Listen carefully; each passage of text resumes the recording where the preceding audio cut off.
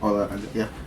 Minggu ini kita ada ajang dari India Open Super 750. Jadi ya, jadwal yang padat di awal tahun, dan seperti biasa BWF nggak ada introspeksi ya mengenai padatnya jadwal, karena seharusnya kan turnamen dimana ini kan Super 7000 per 1000 sama 750 kan levelnya deket ya. Jadi gue bilang nih harusnya nggak bisa dipaksakan di bulan yang sama, karena ini kan turnamen dimana mandatory pemain nih top 10 atau top top 10 lah terutama harus main kan ya.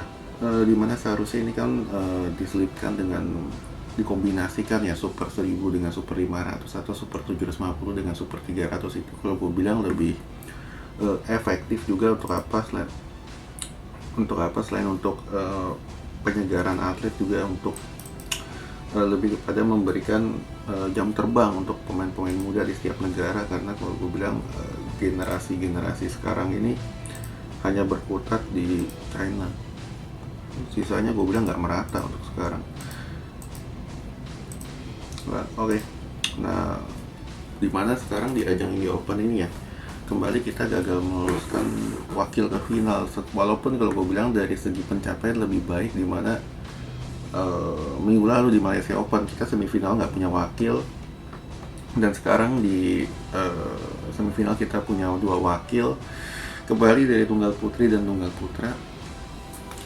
Sisanya amburadul. Ganda campuran belum berjalan, gue bilang.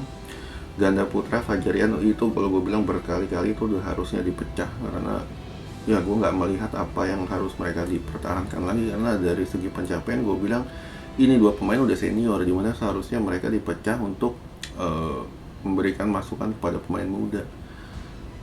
Ya gue nggak ada efektivitasnya lagi lah untuk mereka, karena ya mereka juga kalau gue bilang udah jenuh ya, 10 tahun berpasangan, dan pencapaian pun kalau gue bilang mereka selama berpasangan ini ya bagus.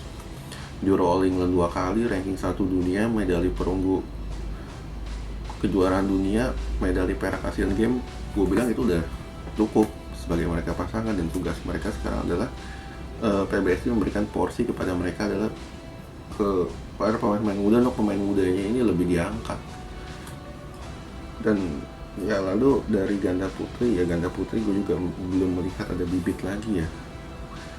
Tunggal putri kemarin kita harus bergantung pada Georgie. Masuk sampai semifinal ya lawan Ensiong, gue bilang memang calculated loss. Cuman yang jadi permasalahan adalah dengan masuknya Imam ini ya, ini harusnya bisa dibenahi dari segi fisik, karena Georgie ini sebetulnya dia punya skill yang dibanding Ensiong, skill dia lebih bagus, tapi fisik dia kalau gue bilang yang masih harus ditambah porsi latihannya, dan terutama dari segi backhand dia yang gue bilang masih banyak dieksploitasi tadi. Tunggal putra Jonathan Victor ya, masuknya Mulyo Handoyo gue bilang belum ada efek signifikan ya.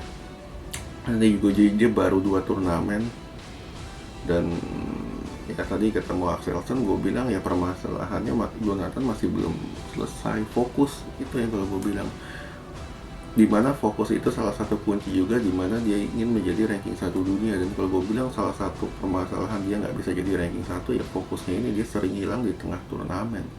Ya kita lihat tadi Axelsen ya berkali-kali diajak ke pola permainan dia, pola agak lambat.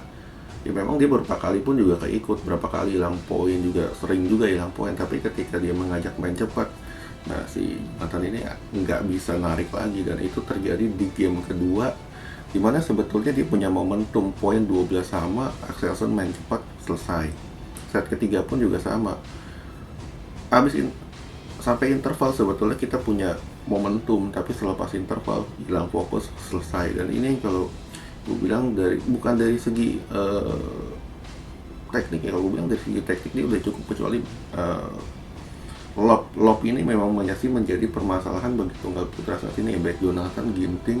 Lob serang ini kalau gue bilang ini harus perlu dibenahi, karena lob 2 pemain ini lob serang ya, terutama ini masih sering ngambang, dan ini yang gampang banget dismash oleh pemain-pemain tinggi.